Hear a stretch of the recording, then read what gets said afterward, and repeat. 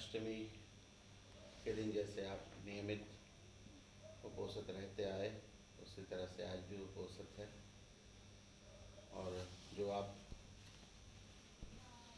आज के दिन भिक्षु संघ को जो भोजन दान करते आ रहे हैं, तो आज भिक्षु संघ व्यस्त था, इस वजह से आज सुबह नहीं हो पाया, तो शाम को आपने अपने यहाँ गिलान पक्ष के निमित्त से आमंत्रित किया। और ये होने के बाद अब आप चाहते हैं कि भिक्षु संघ कुछ धर्मदेशना करे।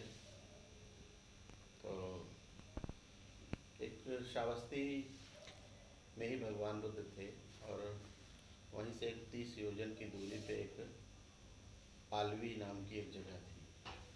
तो आलवी में भगवान बुद्ध एक बार गए हुए थे और वहाँ के जो उपासक थे आलवी वासी, तो उन लोगों का एक अग्गालव नाम का एक चैत्य था। तो उस चैत्य पे ही भगवान बुद्ध को जो भोजन इत्यादि होने के बाद वो लोग भगवान से निवेदन किए बुद्ध से कि बनते हमें कुछ उपदेश करें। तो उस दिन भगवान बुद्ध ने भोजनोपरांत अनित्य देशना की। और अनित्य देशना में भगवान ने मरणानुस्मृति की भावना करने के लिए सबको कहा कि हर व्यक्ति को मरणानुस्मृति की भावना करनी चाहिए कि संसार की सारी चीज़ें अनित्य हैं, नश्वर हैं, नाशवान हैं और यहाँ तक कि मैं भी नहीं रहूँगा। ये हर व्यक्ति को सोचना चाहिए और इस पे ही आधारित जो है जीवन यापन करना चाहिए। और सारा जो चीज़ें हैं वो जरा, मरण और रोग व्याधि इत्यादि में लगी हुई चीज़ें हैं। तो यही बात जो है एक सभा में ही, जैसे भगवान की देशना चल रही थी, तो उस समय एक 16 साल की एक जुलाहे की कन्या थी। वो भी उस सभा में भगवान बुद्ध की मरणानुस्मृति की भावना का उसने भी बड़े अच्छे मन से सुना और उसने साधु साधु किया और फिर कहा कि अहो बुद्ध की देशना, भगवान बुद्ध ने आपने जो कहा वो सत्य वचन है। तो उसने उसका उस दिन जो है उनका अपने जीवन में मरणानुस्मृति की भावना शुरू कर दी और फिर 3 साल तक वो लगातार अभ्यास करती रही मरणानुस्मृति भावना की। फिर 3 वर्ष के बाद भगवान बुद्ध पुनः आलवी में पधारे और वहाँ के उपासकों ने उन्हें बुलाया, महासंगदान किया और उस महासंगदान के बाद भक्तानुमोदन के लिए भगवान बुद्ध से जो है याचना की लोगों ने कि भगवान हमें कुछ उपदेश करें। तो चूँकि भगवान बुद्ध लोक दृष्टा हैं और वो उनका देशना करने के पीछे कोई न कोई एक व्यक्ति को मुक्त करने की जो है भावना रहती। तो भगवान बुद्ध उसी उद्देश्य से गए भी थे कि वह उस बच्ची को आज यह धर्म उपदेश कहूँगा, उससे कुछ प्रश्न पूछूंगा, यदि वो मेरे प्रश्नों का यथोचित उत्तर दे देगी तो निस्संदेह उसको श्रोतापत्ति फल प्राप्त होगा और नहीं अगर दे पाई तो निस्संदेह वो क्या कहते हैं साधारण जैसे लोग मृत्यु को प्राप्त होते हैं, कोई फल उससे प्राप्त नहीं हो पाएगा और वो अपने कर्मानुसार ही गति प्राप्त करेगी। तो ये विचार करके भगवान वहाँ बैठे। भगवान देशना अभी शुरू नहीं की, उस बच्ची का इंतजार करते रहे। उसका कारण एक और था कि वह बच्ची का आज ही के दिन उसकी मृत्यु भी होने वाली थी और वो भगवान बुद्ध ने देख ली थी अपने चक्षु ज्ञान से। तो भगवान उसका प्रतीक्षा करने लगे। हुआ यूँ कि चूँकि जुलाहे की बेटी थी तो उसके पिता जो क्या कहते हैं वस्त्रशाला थी जो उसकी, वहाँ पे किसी का साटक तैयार करना था, एक शॉल की तरह से होता है कपड़ा, गर्मी का ठंडी का जो भी, वो तैयार करके ले जाना था। तो उसका काफ़ी हिस्सा बच गया था, थोड़ा सा हिस्सा बाकी था। तो वो जाते हुए अपनी बेटी से कह गया कि बेटी ये सूत काट करके मुझे जल्दी दे देना, आज मुझे वो कपड़ा बुन करके तैयार करके उसको देना। अब वो दुविधा में फंस गई कि भगवान बुद्ध आलवी में आए हैं और उपदेश करेंगे, मुझे उपदेश सुनने जाना था, किंतु मैं नहीं जा पा रही हूँ। अगर नहीं बुन के देती हूँ तो मेरा पिता मुझे मारेगा, डांटेगा, है ना। तो इसलिए कहा कि मैं जल्दी जल्दी ये भी काम कर लूँ। तो उसने जल्दी जल्दी जो भी हुआ उसने सूत काट करके टोकरी में ले करके जाने लगा। और जाते हुए ही क्या नाम से जब जिस रास्ते से गुजरी उसी रास्ते में भगवान बुद्ध भी थे। तो जब वो रास्ते से गुजरने लगी टोकरी लेकर के, तो भगवान ने अपनी गेवा उठा करके, गर्दन उठा करके उसकी तरफ देखा। तो यूँ प्रतीत हुआ जैसे उसकी ही प्रतीक्षा में भगवान बुद्ध अभी उपदेश नहीं कर रहे हैं। तो वो समझ गई इस भावना को, क्योंकि साधिका थी। तो उसने जो अपनी टोकरी थी सूत की उसको एक किनारे रख के आके भगवान बुद्ध को प्रणाम करके एक ओर बैठ गए। और एक ओर बैठे भगवान बुद्ध ने उसकी तरफ संबोधित होकर उससे प्रश्न किया। प्रश्न किया कि कहाँ से आ रही हो? तो उसने कहा भगवान नहीं जानती। दूसरा प्रश्न किया कि कहाँ जा रही हो, कहाँ जाओगी? इसका भी उसने उत्तर दिया कि भगवान नहीं जानती। क्या नहीं जानती? उसने कहा कि जानती हूँ। तो जानती हो? नहीं जानती। ऐसी चार बातें भगवान बुद्ध ने उनसे पूछी।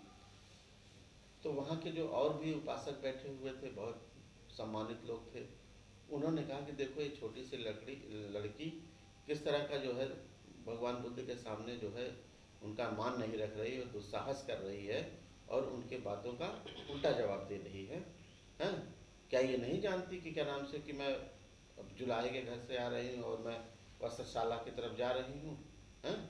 इसको ऐसे जवाब देना चाहिए। वो क्रुद्ध हो गए, किंतु भगवान बुद्ध ने उन्हें शांत कराया और शांत करा करके उनको पूछा, फिर पूछा कि क्या नहीं जानती हो? तो वो इसने वही शब्द कहे, दोहराए कि भगवान आप क्या कहते हैं, आपके पास दिव्य चक्षु और आप सर्वदृष्टा हैं, आप सब कुछ जानते हैं। आप साधारणता तो ये नहीं पूछेंगे कि मैं कहाँ से आ रही हूँ, इसके पीछे कोई गुण बात जरूर है। तो उस गुण बात को मैंने समझकर ये कहा कि ये जो मेरा जन्म है, ये मैंने जो जन्म प्राप्त किया है, मुझे ये नहीं पता है कि मैं किस लोक से और किस योनि से इसमें आई हूँ, कहाँ जाना है। इसके विषय में भी आपने साधारण नहीं किया, बल्कि इसी उद्देश्य से पूछा कि मैं क्या कहते हैं, मृत्यु होने के बाद मैं कहाँ जाऊँगी, ये मुझे नहीं पता। तो आपने जब पूछा तीसरा सवाल, तो भगवान ने साधु साधु किया। तीसरा प्रश्न में भी यही आया कि नहीं जानती हो? उसने कहा नहीं जानती हूँ। जानती हूँ का मतलब उनके सेंस में यह था कि एक न एक दिन मुझे मृत्यु को प्राप्त होना ही है। फिर क्या नहीं जानती हो? तो उसका उत्तर जो उसने दिया था कि नहीं जानती का मतलब कि मैं किस दिन और कब मरूंगी, इस बात को भी मैं नहीं जानती। इस बात को भी उसने कहा। तो भगवान ने इन चारों प्रश्नों का सही उत्तर पाने पे उसको साधु साधु किया और वो वहीं बैठे बैठे श्रोतापन्न को प्राप्त हुई। और वहाँ जो और लोग भी बैठे हुए थे, वो लोगों को भी धर्म संवेग उत्पन्न हुआ, बहुत सारे लोगों को लाभ प्राप्त हुआ। तो भगवान बुद्ध ने जो अनित्य की देशना दी है ना, तो उसमें यही बात है कि क्या नाम से जीवन अनिश्चित है। यदि कोई चीज़ निश्चित है तो वो मृत्यु निश्चित है। तो हमें मृत्यु होना निश्चित जब है, तो इसको हमें जान करके समझ करके हमें क्या नाम से उसी तरह का जीवन में आचरण करना चाहिए, व्यवहार करना चाहिए। और दुश्शील होकर के बहुत दिनों तक जीने से अच्छा है कि हम एक दिन भी अगर शील में जीवन जी लें। क्योंकि आदमी जो शीलवान है, शीलवान की जो गति है उसकी जो है, उसको कहते हैं कि अपने कर्म से कुशल कर्मों के करने से सुगति को प्राप्त होता है, और अकुशल कर धर्मों को पालन करते हुए अगर मृत्यु को प्राप्त होता है तो उसको हम कहते हैं बुद्ध वचनों में कि वो दुर्गति को प्राप्त होगा। तो सुगति और दुर्गति जो है हमारे अपने कर्म पे है, हाँ, हमारे अपने सोच पे है, हमारे अपने विचारों, हमारी भावनाओं पे है। तो इसलिए हम अपने मन पे, काया पे, वाणी पे संयम बरतते हुए, शील सदाचार का पालन करते हुए, शील समाधि का अभ्यास करते हुए अगर हम जीवन यापन करेंगे तो निस्संदेह इस संसार के दुख चक्र से हम लोग मुक्त हो सकते हैं। तो भगवान बुद्ध ने उपासकों को सबको बताने के लिए गाथा कही थी। वो गाथा थी अंधभूतो अयं लोके तनुकेत विपस्सति सपुंतो जालमुक्तो व अपो सगाय गच्छति। कि ये संसार अंधभूतों का मतलब ये संसार अंधे के सदृश है, अज्ञानता से परिपूर्ण है, भरा हुआ है। यहाँ जो है बहुत से लोग क्या कहते हैं, नहीं जानते कि मैं इस संसार का एक दिन त्याग भी करूँगा, है ना, या मैं मरण धर्मा हूँ, मरण स्वभाव वाला हूँ, है ना। और वो क्या कहते हैं, अज्ञानता में रह करके अकुशल कर्मों का ही संचय कर रहे। तो अंधभूतो अयं लोके तनुकेत विपस्सति। यहाँ संसार में थोड़े से ही लोग हैं जो इस बात को जान पाते हैं कि ये क्या कहते हैं कुशल धर्म है और इनका जीवन में पालन करना चाहिए, और ये मैं नश्वर हूँ और एक न एक दिन मुझे मृत्यु को प्राप्त होना है। तो दूसरी लाइन में जो कहते हैं सकुंतो जाल मुक्तो व अपो सगाय गच्छति। जैसे बहेलिया जब जाल बिछाता है तो उसमें वो थोड़े से दाना डाल देता है, और उन दानों को आकाश में स्वतंत्र विचरण करने वाला पक्षी उस लोभ के कारण आकर के जाल पे बैठ जाता है, और अंत में क्या है कि वो फंस जाता है, और फंस करके बहुत तड़पड़ता है, छटपटाता है, तड़पता है, और ज्यों ज्यों वो फड़फड़ाता है त्यों त्यों वो और उलझता चला जाता है। तो उसी तरह से यहाँ भी लोग जैसे भी अपनी उलझन सुलझाना चाहते हैं, एक समस्या का समाप्त करना चाहते हैं, और चार समस्याएं पैदा कर लेते हैं। कोई व्यक्ति अपने जीवन में तरक्की के लिए कभी क्या नाम से चोरी कर लेता है, सोचता है मेरा ठीक हो जाएगा। कोई जो है हत्या कर देता है, कोई रिश्वत ले लेता है, कोई कुछ कर देता है। तो अपनी समस्याओं को सुलझाने के चक्कर में और समस्याएं उत्पन्न कर लेता है। तो उसी तरह से बहेलिया में पक्षी जैसे वो लोभ के वशीभूत होकर के संयम न होने के कारण वो जाल में फंस जाता है और छटपटाता है, उसी तरह से जो है अब शकुंतो जाल मुक्तो अपो सगाय गच्छति।